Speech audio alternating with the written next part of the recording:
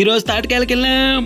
నమస్తే అందరికీ. మనకైతే 2 నెలలు గవర్నమెంట్ జాబ్ అయితే వచ్చేసింది. నెలకు 5,000 నుంచి 6,000 రూపాయలు అయితే వస్తాయి. ఇది 2 నెలలు మంచి పని, అదే కరువు పని. ఇదైతే మనం మొదటగా ఈరోజు పొద్దున్నే లేచి కరువు పనికి వెళ్ళేసి ఆ తర్వాత అక్కడి నుంచి తాటికాయలకి వెళ్తే స్టార్ట్ చేసాము అన్నం తిని.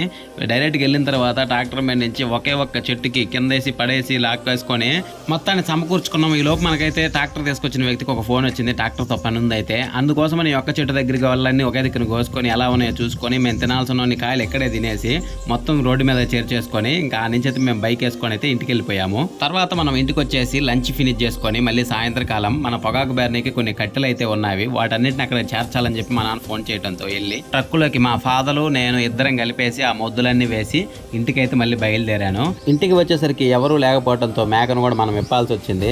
మా ఇంట్లో చేయాలనుకుంటే చాలా పని ఉంటుంది, దాంట్లో ఏదో నా చేతికి సహాయంగా అయితే నేను కొంత పని చేస్తాను. అలా ఈ రోజునైతే ముగించుకున్నాను.